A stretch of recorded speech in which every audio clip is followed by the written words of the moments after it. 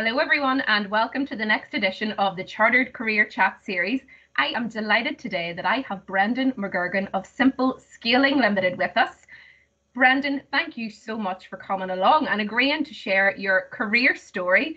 So I will hand over to you for a bit of an introduction. Will you set the scene? Tell us who you are and maybe how did you get into the profession in the first instance?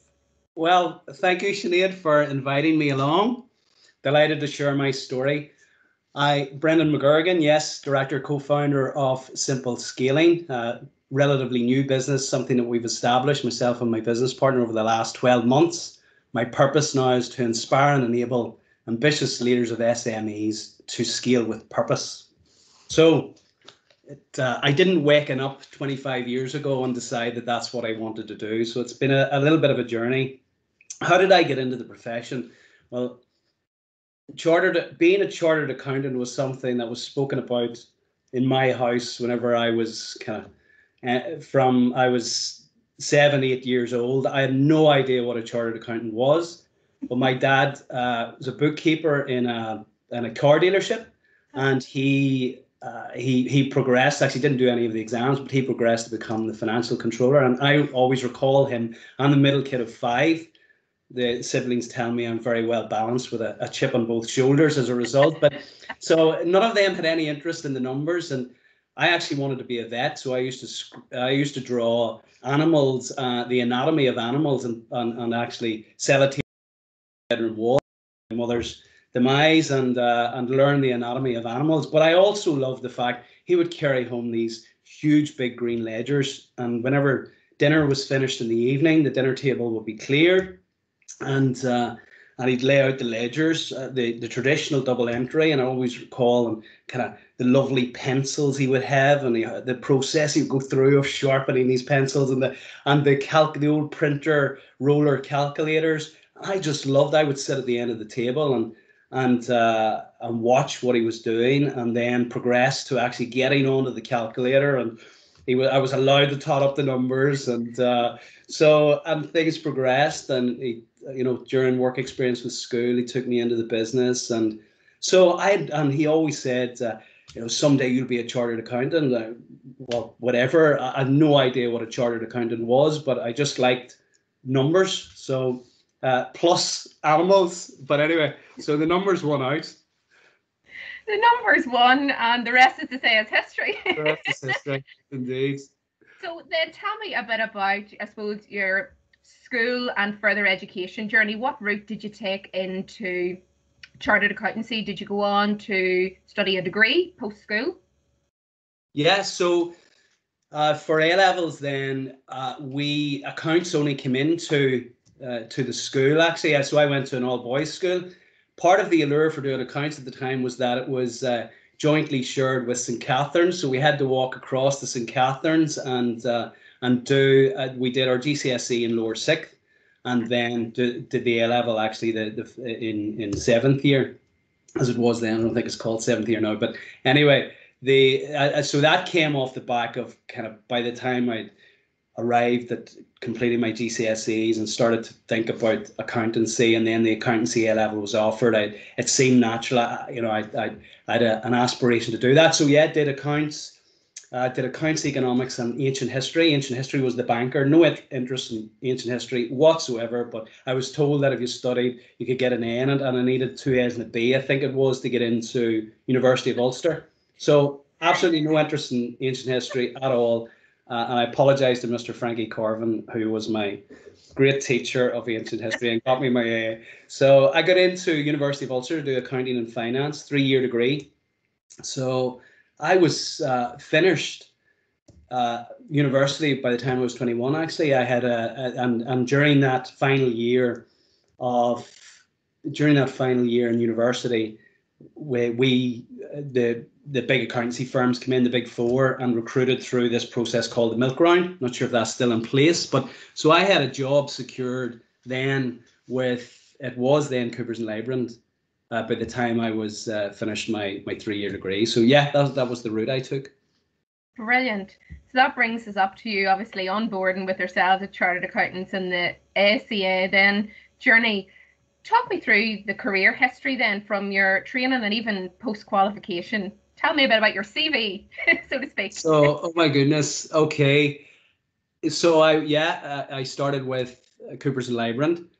Thought I was starting in Belfast, but received the offer letter and it was said I'm actually starting in Dungannon, which thought, okay, well look, so that's great. I am from Armagh, so traveling to Tyrone every day and do my thing there. Started loving it.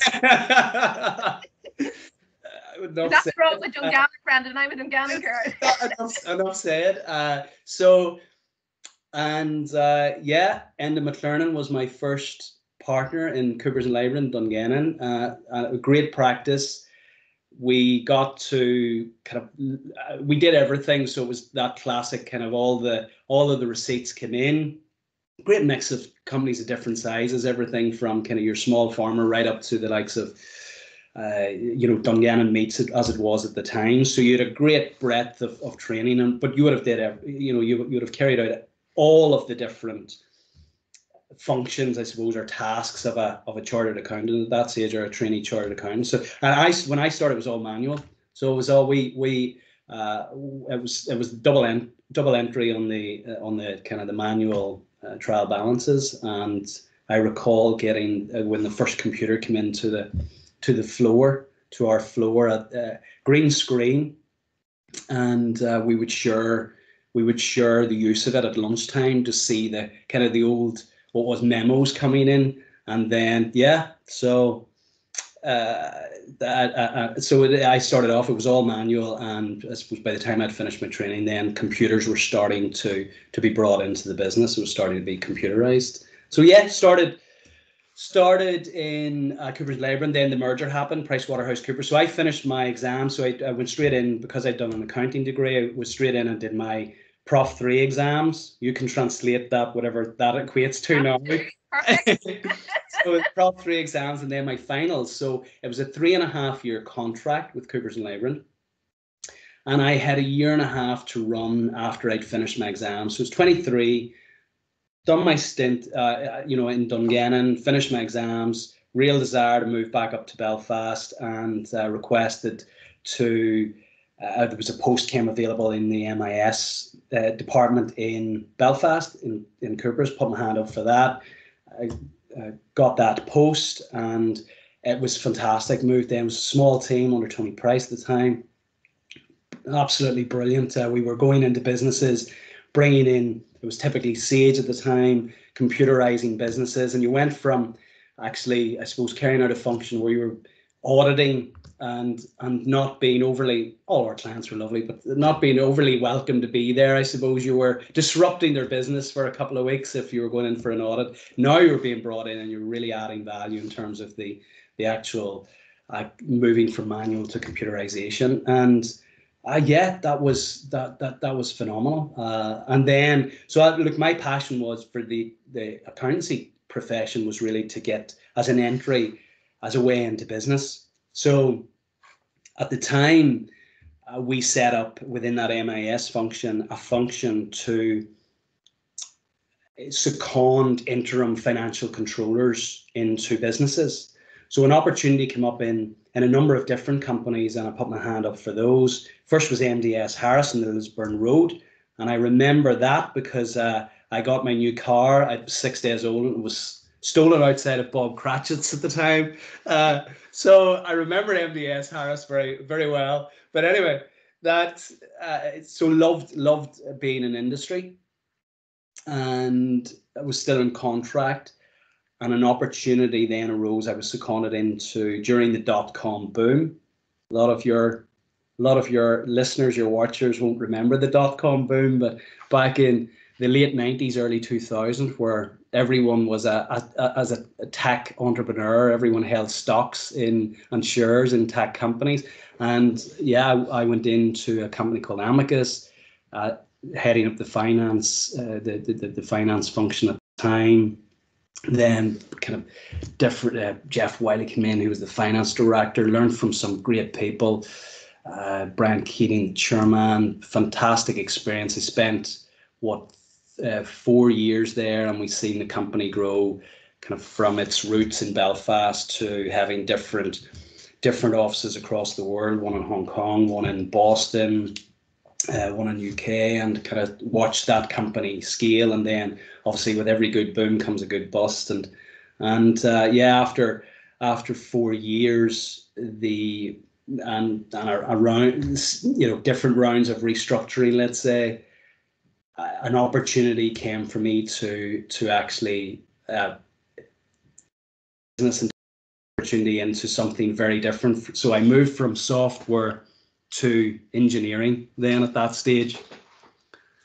So yeah, I met with an entrepreneur, a founder of a company called CDE, and in Cookstown. I was invited to have a chat. Had the chat. Small company at that stage, about 15 people.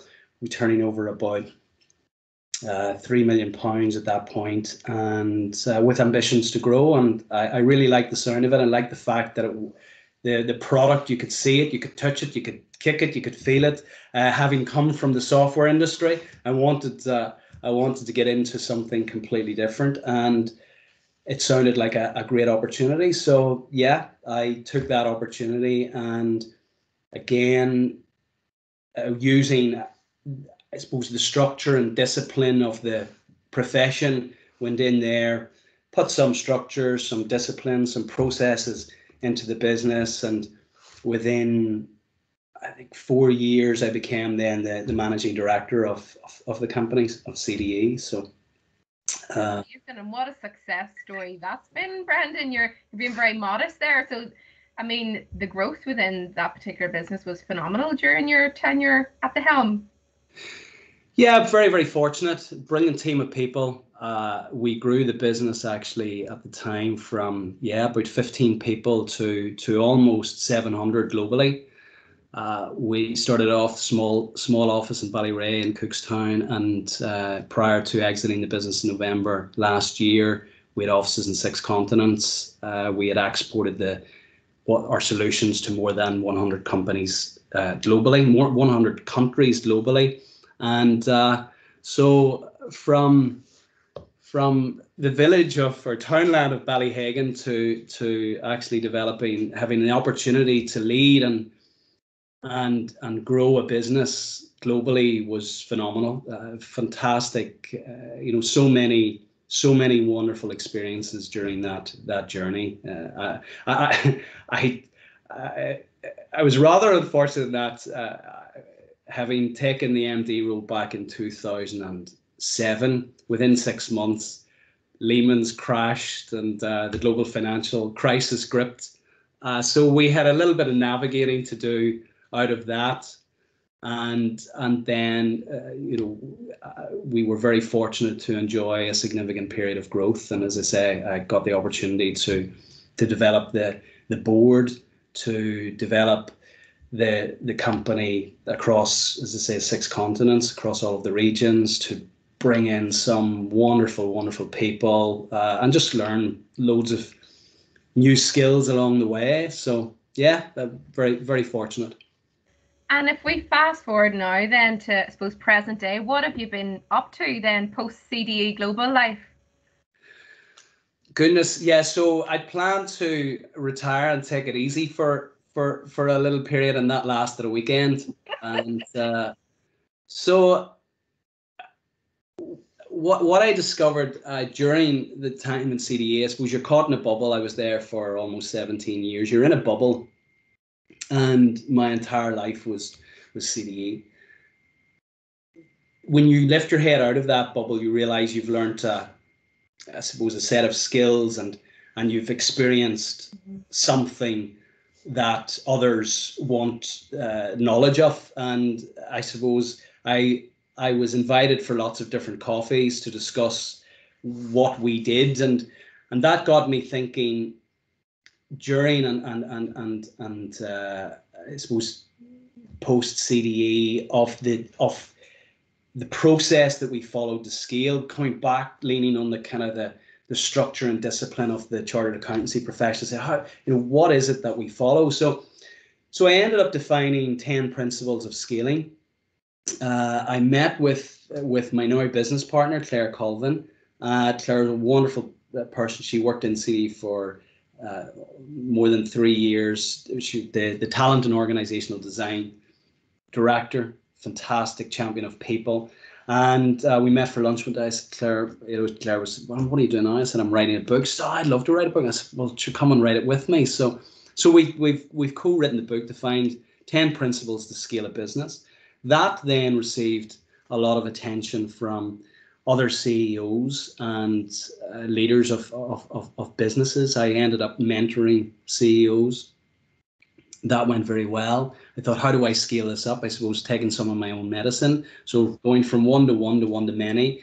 We finished the book that's going through editing at the moment, and we've launched a program now in 2021 for a small group of CEOs to take them through the principles of scaling a business. Because what I unearthed, or what I discovered when I came out of CD, what we had done was quite exceptional in that less than 2% of SMEs globally ever scale. So I'm inspired by growth, both personal growth and business growth, and kind of put all of those elements into a bucket, and I suppose designed a career for myself, doing what I love, working with people that I love, working with CEOs who are of a scaling mindset. So yeah, I'm very fortunate. Well, Brendan, I've no doubt this will be inspiring folk tuning in, and I'm interested to get your views, obviously as a recognised business leader and obviously leading others along the same path. What has your views been in terms of the Chartered Accountancy qualification and its impact on your journey? Well, it's been the enabler. So, I mean, it was my passport really into business. For me, getting the qualification, I wanted to travel. I always wanted to travel, and I wanted to get into business. And for me, it was an understanding of, well, what's the route to travel? What's the route into business? And so the Chartered Accountancy qualification gave me that. It certainly gave me that in that, I don't know, as I say, I've travelled across the 6 continents. I've been very fortunate to visit a lot of countries. I've had some wonderful experiences through CD and through my experience of helping to grow the business. So it gave me that, the ability to travel. And we're very privileged as chartered accountants. We get an insight into businesses that others don't. So you get, I suppose, you get at the heart of the business. Now, it really depends what you want to do with those numbers once you have that insight. It's very personal, somebody to kind of share and you have that insight of the numbers of the business. And those numbers can tell you so much about the business. Show me your debtors list and I'll tell you what your relationship is with your customers. Show me your suppliers and I'll tell you, what your relationship is or where you can improve your relationship with your suppliers. Show me your cash headroom and I'll give you an insight into how you're managing the business or your potential trajectory. Show me your margins and compare those to margins of your competitors, and get an understanding of your competitive advantage or what makes you unique in the business. And I suppose it depends what you do with those numbers. I was a nosy bugger, so whenever I was doing the numbers initially in the finance role, the numbers were telling me something, and I'd go and knock doors and ask questions as to why is this like this. And all of a sudden you're in the sales room and you're starting to kind of influence what's happening at a sales level and creating return on investment models to help the sales team sell, as opposed to just getting bogged down into the price. And then you're into the operations and you're helping to streamline the operations because the numbers are telling you certain things are awry. And so I've been very, very privileged in that the qualification has given me a passport into business, which is what I love. Brilliant. No, I love the fact you're bringing to life that suppose messaging that we're trying to convey, that it's much more than just bean counting and number crunching and sitting at a calculator or a spreadsheet.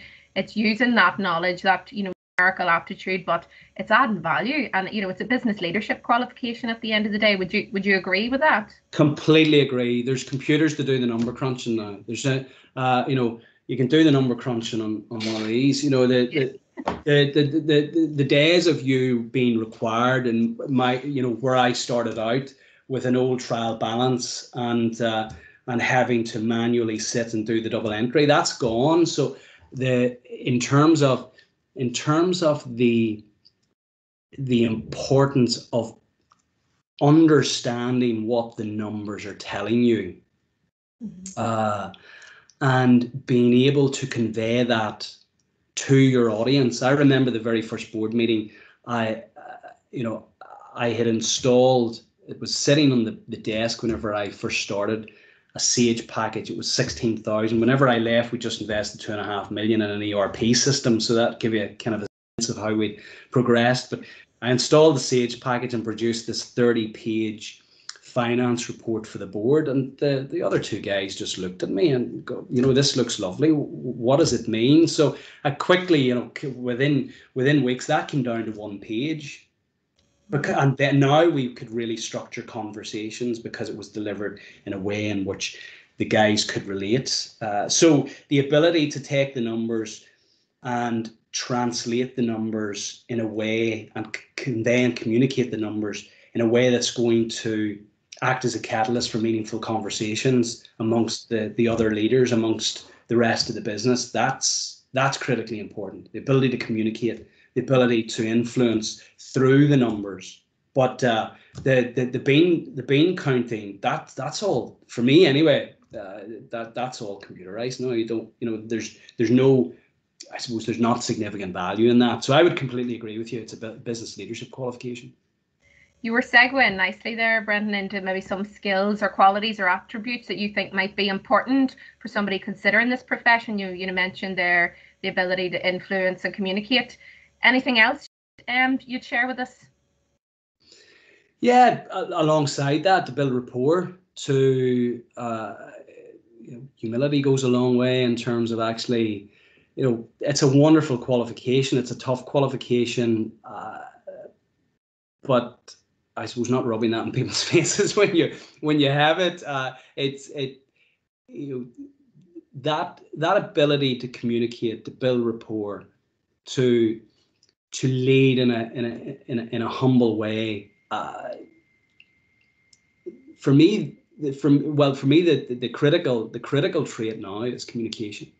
Yeah, core to your business, no doubt. Working with others and influencing others is central. Absolutely. That ability to, and the numbers will do that. The numbers are the bridge to do that in many respects, in terms of actually bringing teams of people together to say, guys, look, there's something in here. It suggests, we targeted this. This is suggesting that we're kind of off kilter. Can we kind of come together and understand what is happening here? The numbers are the bridge to that, but the ability to convey that in a way which you can engage people, get people inspired and motivated behind what you're trying to do. That's, for me, that's a critical component now of the qualification. The numbers tell a story, and certainly it's not the age-old misconception that accountants are all boring introverts. You absolutely need to be able to tell the story and be able to verbally convey all the messaging. Completely, that's it. To tell a story, and we all know some great storytellers, and there's people who still tell stories, and you want to listen to them. You could listen to them all evening. There's others where give them the same story, and it just won't be conveyed with the same impact or potency. So yeah, that's, go out and get a drama qualification alongside your your accountancy qualification. Yeah. Actually, I laughed out because I deal with employers, and sometimes they would put their interviewees on the spot. What's the most important, maybe subject you've studied to date? And so many of them say it's the likes of, either if they did a communication module or an English module, or some of them theatre studies, because it is all about as well the storytelling piece. So it's interesting that we'll get on to that. But look, I suppose you and I could talk all day. I'd be interested to know, if somebody's tuning in, Brendan, what would you say to them? Would you have any advice or tips that you would share if they're considering chartered accountancy and, a business, I suppose, career? Well, what I would say is, does it align with your vision? So first and foremost, you've got to understand what it is you want in life. Now, I appreciate that, you know, in your early 20s, that may not be as pixelated or as clear as, you know, as it's an evolving story, but you've got to really want it. So be committed to it, and it's like anything you do in life. The more committed you are, the better the outcome, and the more impact the result will have. So